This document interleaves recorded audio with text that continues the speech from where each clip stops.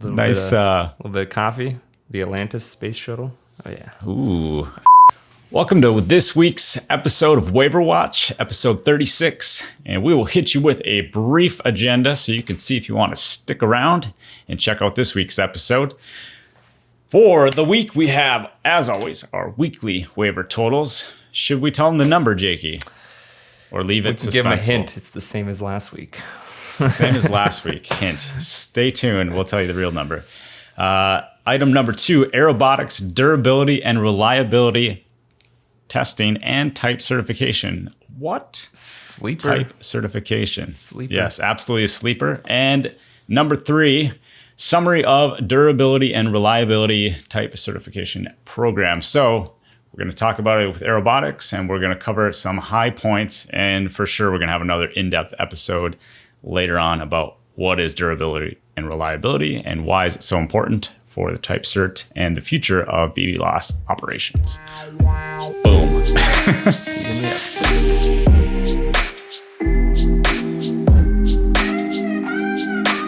Welcome to Waiver Watch episode 36 on Sunday, July 26, 2020. We are 107 Waivers, and each week we bring to you some of the most interesting waivers granted by the FAA in the weeks prior.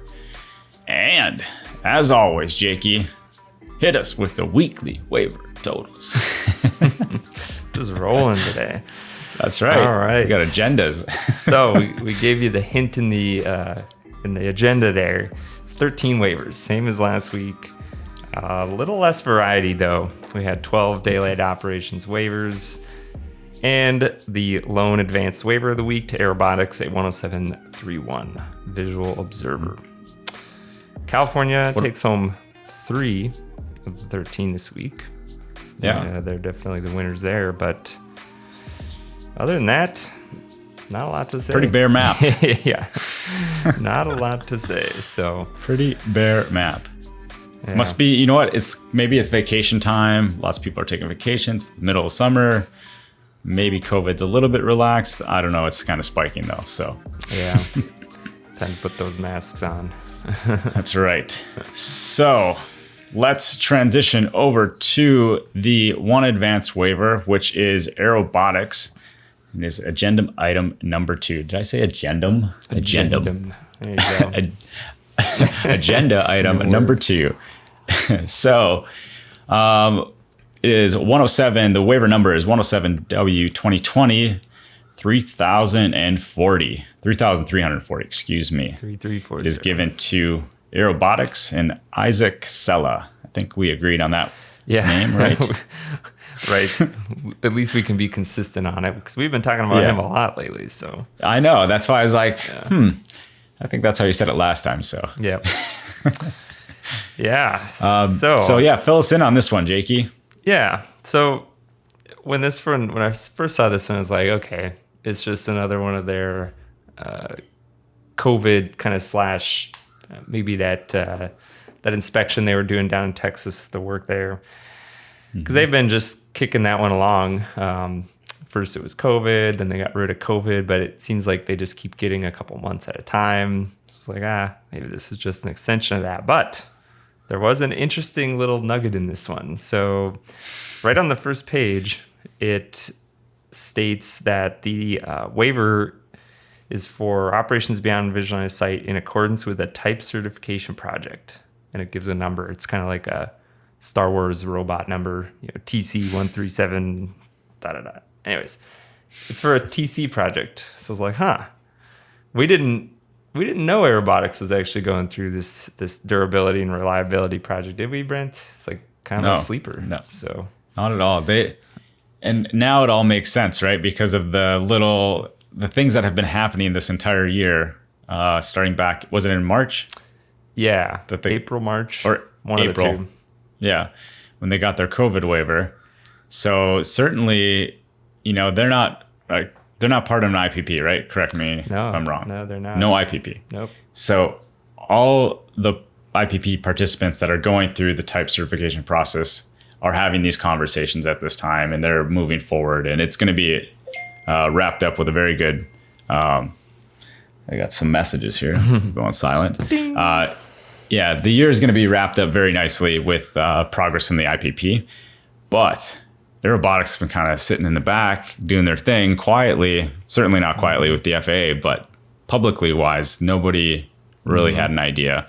And then this waiver drops, and this is pretty much the key indicator of what they're actually up to. So super impressive. But yeah, so just want to transition back to you. Yeah. Cover this. Let me know what you think here. Yeah, well, we can just talk about our provisions still.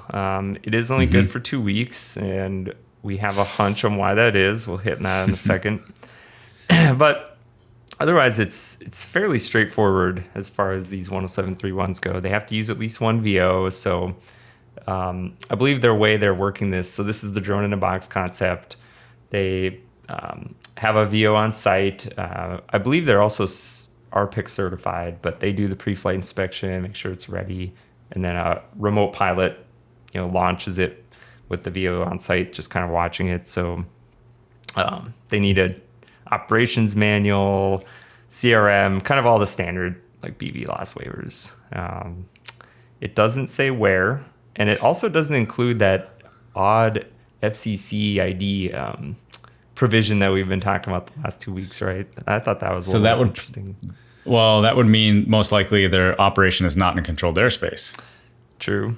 And maybe an LT, probably, maybe. Yeah. But yeah. Okay, so the interesting provision here. So provision number 8, it does give a little glimpse into why this waiver was approved, perhaps. It says operations authorized include operations necessary for SUAS setup, preliminary testing, and TC test plan compliance. So like we were talking earlier, Brent, what do you think is going on here?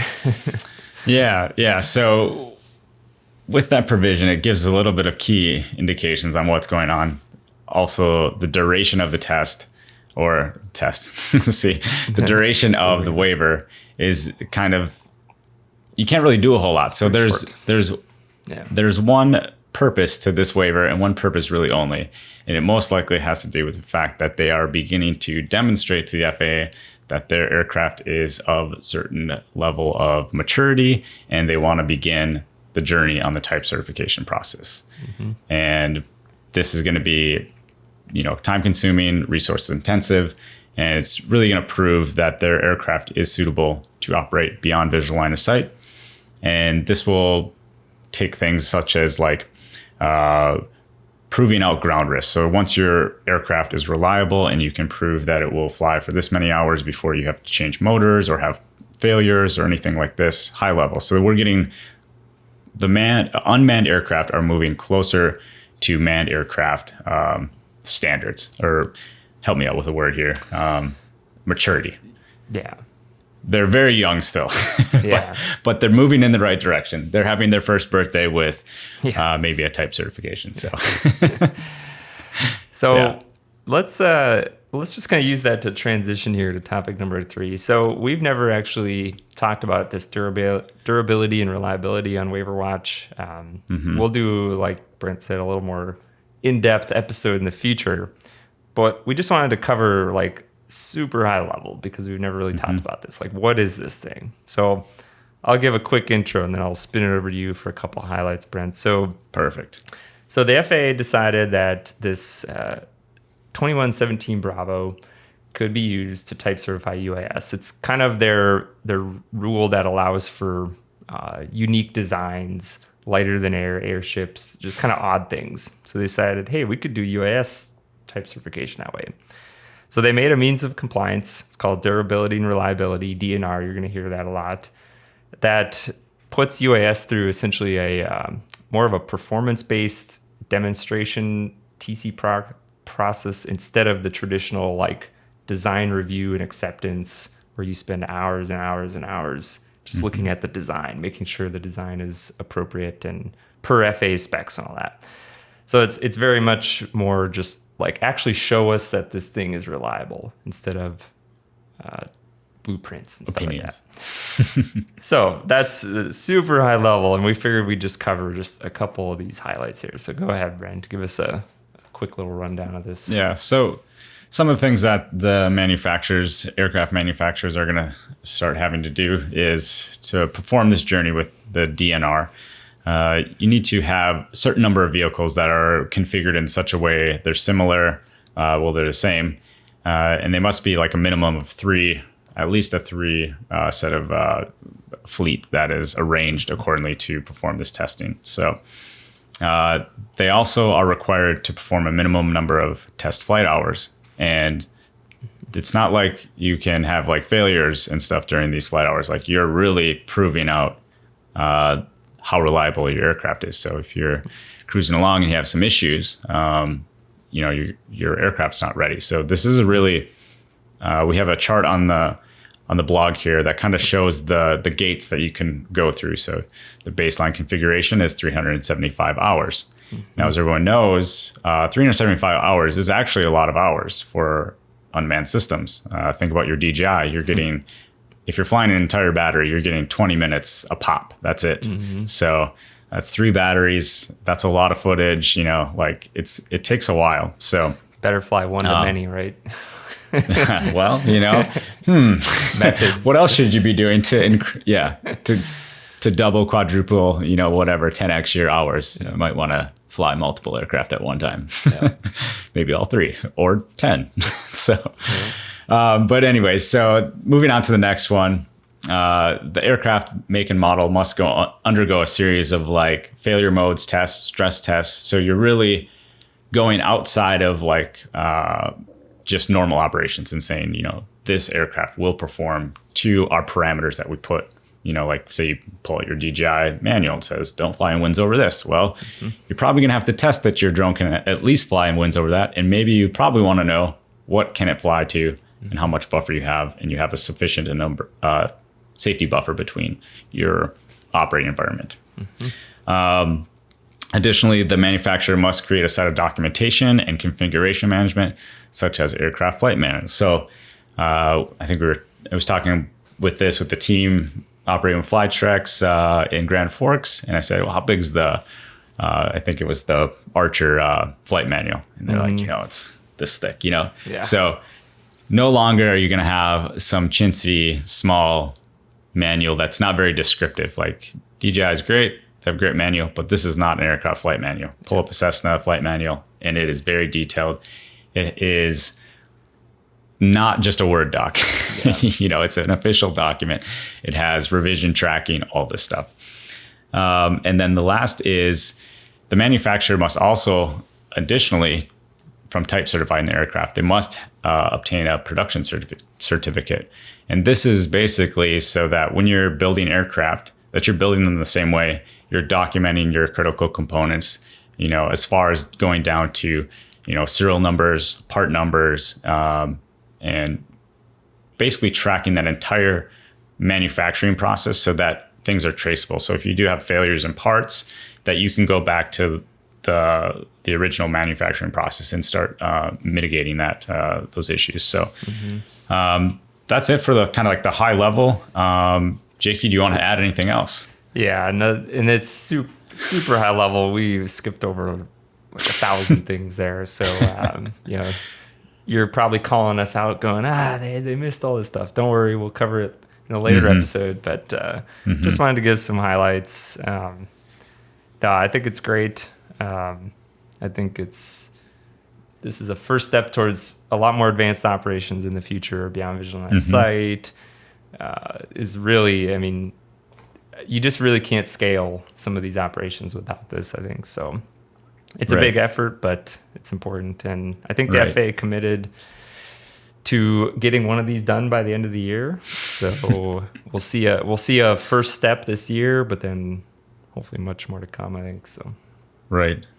And there's certainly a number of manufacturers, companies that are moving towards this type of certification, that are spending a lot of time and money into moving the industry forward, and no longer, in some of the blogs that we're part of in Facebook groups and whatnot, I always see, and we've even joked about it, the toy. What did you say? Toy pilot drone or pilot? Oh yeah, the toy pilot. I think that's the toy pilot. Yeah. So it's a joke and all, right? Because sometimes people are, your son might get the same DJI Phantom that you used to do mapping and whatnot with. And so it's kind of, it gets construed that they're not serious toys or they're not serious aircraft.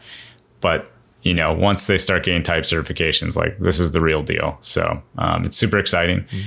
This is a great year.